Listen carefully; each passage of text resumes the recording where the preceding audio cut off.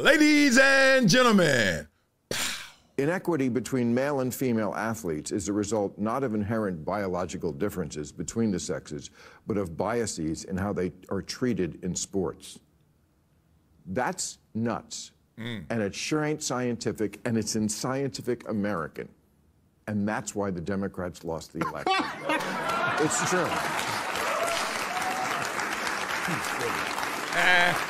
Bill, every 20 minutes on your platform, you come up with another reason why the Democrats lost. No. You already have the answer. They lost the election. So anything you say is why they did it. First of all, you don't watch this show, so you don't know that. I know you don't, and it's okay. But you talk as if you do, and you fucking don't. And that's okay. Just don't bullshit me. That's the one thing people can't ever do on this show is bullshit me. And that's fine. But I don't say that. I have very good reasons. But engage with the idea here. What I'm asking is, Scientific American is saying, basically, that the reason why an WNBA team can't beat the Lakers is because of societal bias. What you're saying is not Scientific American says that. An editor for Scientific American says that, who no longer has the job. Okay, so that's what we're going to beat up in the comments. We're going to have this conversation about men versus women in sports.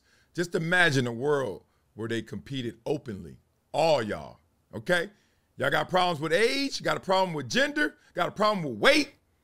Forget all them problems. Let's compete. Let's hear it. So don't indict a 170-year-old magazine because somebody... Okay, this is called Scientific American, and they're printing something because someone enters the cesspool that is social media and then participates in that exchange. So why can't you let's talk about science. Why can't you just say this is not scientific and Scientific American should do better? Why is this such a difficult conversation? That's why we're here on this show, to go after things respectfully, even if we disagree. Come on, y'all. Keep it real. Well, does she still have her job? No, not because of this. I said the scandal is not her tweet. The scandal, because that was like a year ago, was it? Which one was a year ago? I think a year ago, women still couldn't beat men in basketball or any other sport. And it wasn't because of society. Oh, you don't see a problem. By the way, long-distance swimming, women might actually have the advantage. You look into that. Yeah. Maybe long-distance swimming, yes. Okay. Yeah. Just, I looked into it. Yeah. Oh, my God. Well, I'm going to file you under part of the problem. Yeah, round of applause for that. Round of applause for that. Try to have this conversation openly without somebody getting mad. You know what you're going to hear? I like my sound effects. First of all, we can't start this show off today without congratulating the Ivy League champion Columbia Lions football team. Yeah, us. You know that program that, let's just say, has a storied past. We've turned things around. Amazing. Shout out to all those Lions. Let's get into this conversation. Imagine if the Columbia women's football team, if they had one, had to play against the men's. Who would have won that one? Best way to approach this, I feel, is for me to go through story.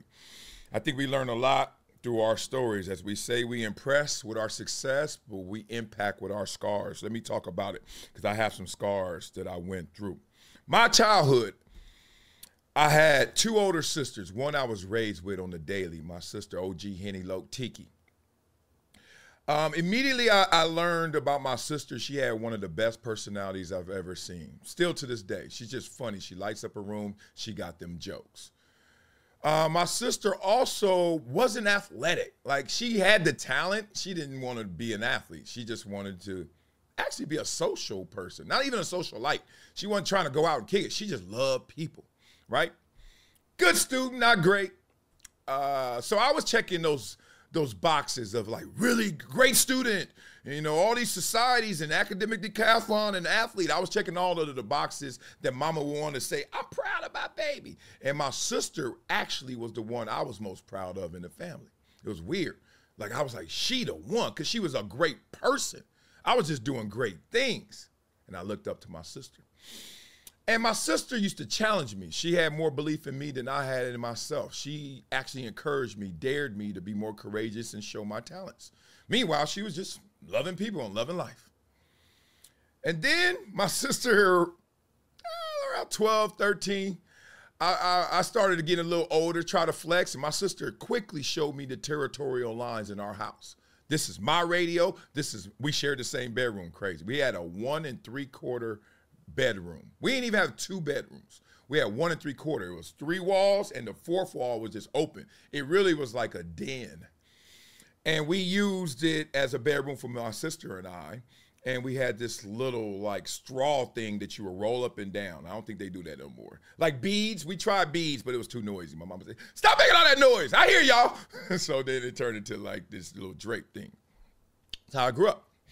And my sister had half the room. I had half the room. She took really like 60%, but I let her, I was a good student. I was like, "Tiki, that's really 60%. Go ahead." So my sister could fight. Not only in territory, but if you cross that line, literally, my sister, if she knew I crossed the line, wah.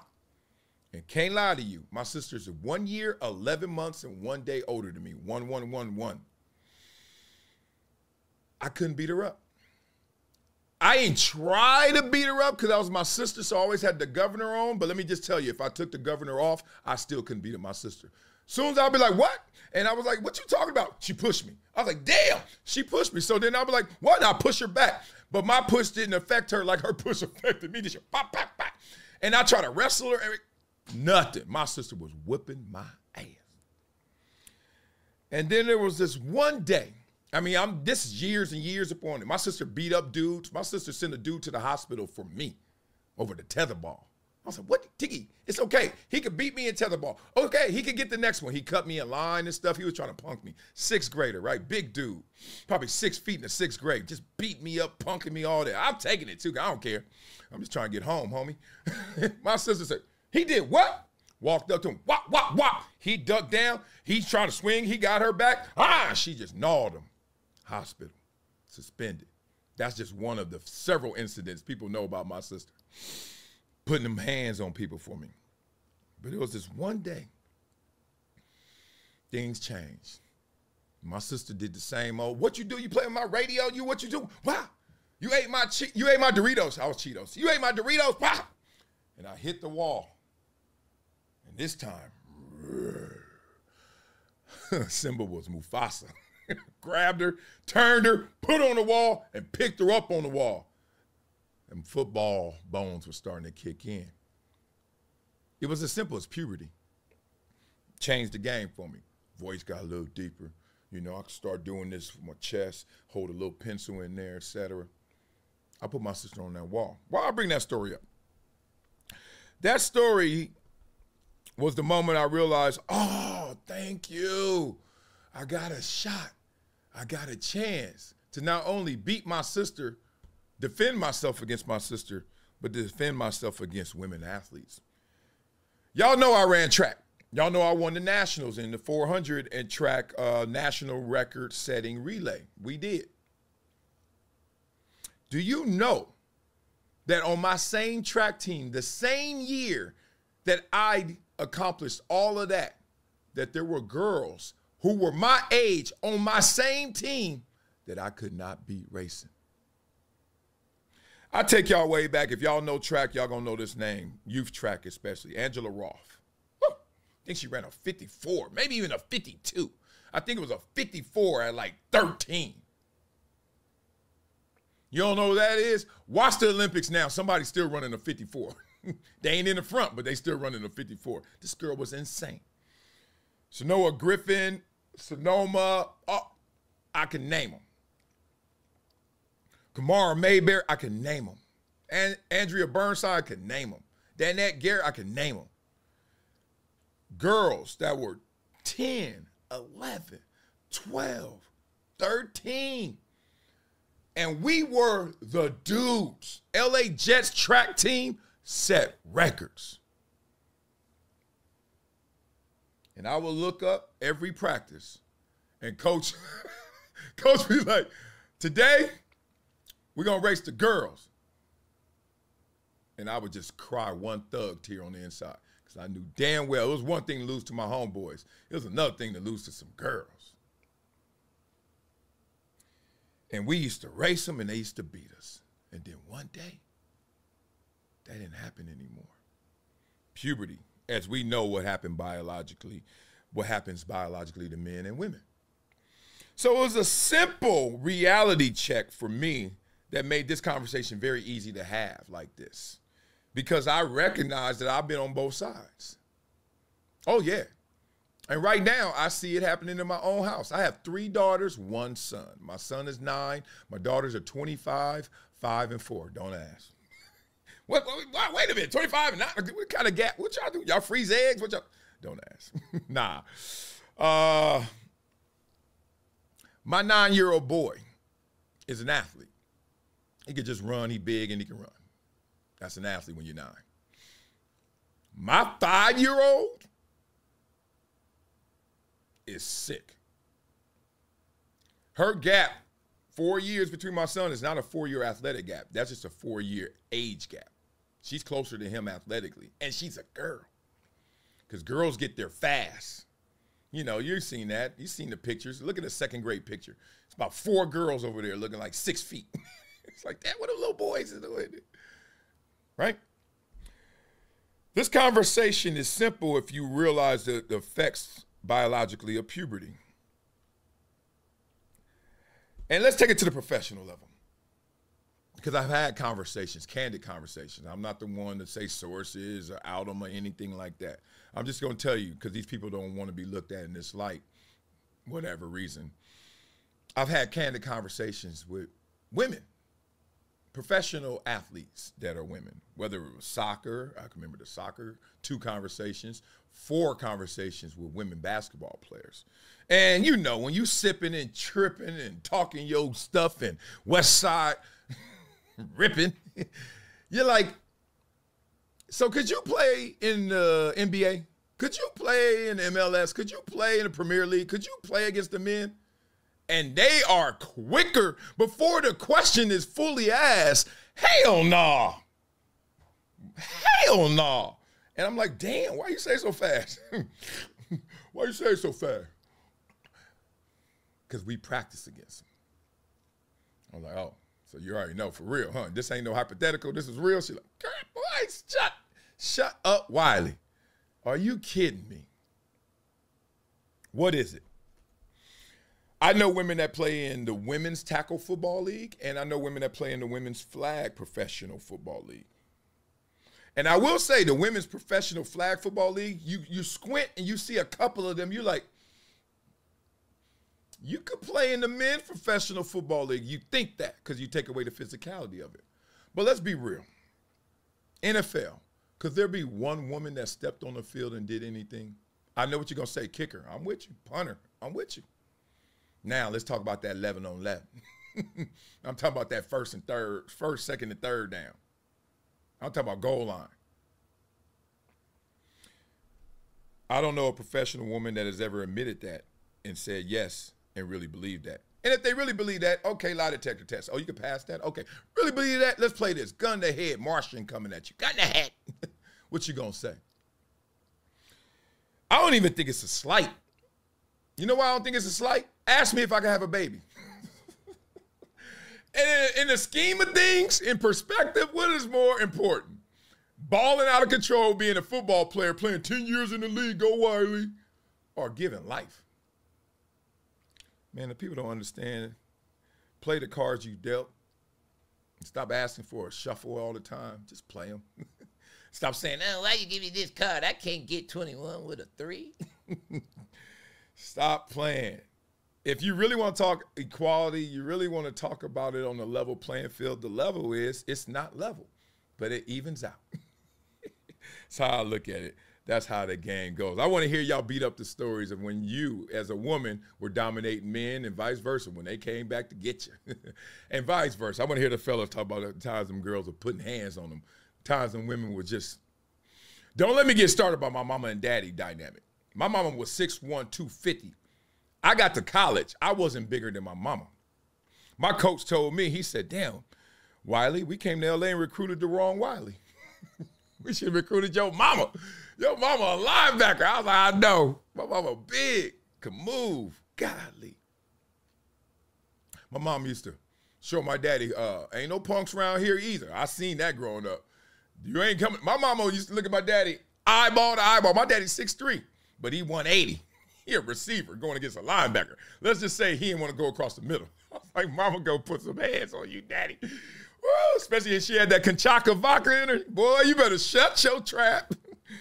Go back outside. All right, man. So y'all beat it up in the comments. I want to hear all the war stories out there because I know there's a ton of them. All right, now, I want to see how they ended this up, how this beef ended.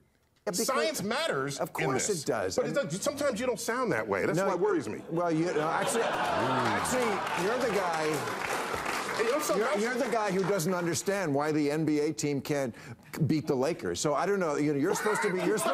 He meant WNBA. Keep going.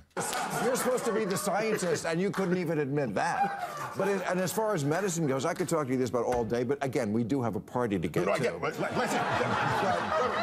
But you know, this is not your field. You're not a doctor. No, but I'm a scientist. Excuse me. Yeah, that's not a doctor. No, hold on. That's not a doctor. I'm a scientist who knows probabilities, when statistics. I get a goiter on Uranus, I'll call you. Ah, nailed him with that one. She said, ooh, watch her face. Ooh, that was a good joke. Laugh, Gary, laugh. You know that was a good joke. All right. Little claps with it. Ah, let's do this. I know what y'all waiting on. Y'all waiting on me to freestyle on this one. It's going to be tough. Let's get it, though. But first, we got to always acknowledge the supporters out there. So make sure that you become the next person I read out and say their name. Brett Cranston made a one-time $200 donation supporting Project Transition. Please make sure I can read your name right there. Thank you, Brett Cranston. Just play some pickleball with my dog. And he going to the Ravens game. We go, oh, Monday Night Football. We going to be there.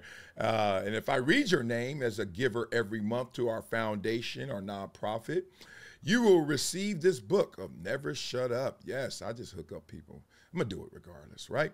Life and Opinions of My Journey, right there. I will give you that book. But without further ado, it's time for us to freestyle. Yeah, 1, 2, 3.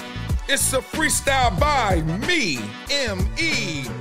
Together we are W.E. It's not about who's better. Let's respect the game. Shine bright. But we ain't the same. Biology plays a role. It's just how the dice roll. A little more size. Women bring finesse and the fire in their eyes. It ain't a competition. It's about what we bring. Women do their thing, but it's a team, not a war. We gonna shatter that glass and keep the score. Ooh, let the record reflect. Man, y'all show some love and respect. Men dunk harder. We run a bit fast. Women try to do it. Layups off the glass, giving us a show. I know how y'all flow. Man, y'all don't even know. Keep it fair. And no disrespect over here. The passion, the drive is how men and women thrive. Yeah. Let me tell you one thing else. I remember when I was 7, I tried to get my engine to start revving, but I got this girl at 7-Eleven and she smoked me everywhere I went. Man, then I said I got a scent. I smell some junk. What's up with you, little punk? That girl thought she could beat me running. She ain't see puberty coming. Love y'all, man. Having a great day out there. Give me a round of applause for that. Not bad. About a 7, maybe an 8. You never know. What's up, y'all? It's Marcellus Wiley, founder of Project Transition and proud gym member.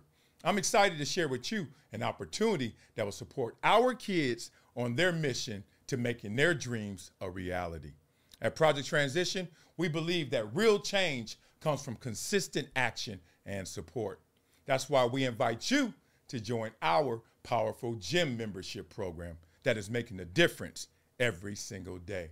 As a gym partner, by giving every month, you'll fuel our mission by providing monthly support that turns into real empowerment and education for underserved youth. Your commitment reduces school dropouts, nurtures communities, and funds impactful programs like the Rising Stars Academy that we share. Together, we can turn potential into prosperity. Join the group of community champions driving change. Your contributions will help aid success by providing essential educational resources, building critical life skills, and fostering community strength. There's no better feeling than knowing your support will ignite hope, foster dreams, and empower the next generation. Join us today and be a part of transformative change. Help our youth become greater than their greatest excuse. Become a gym partner. Thank you.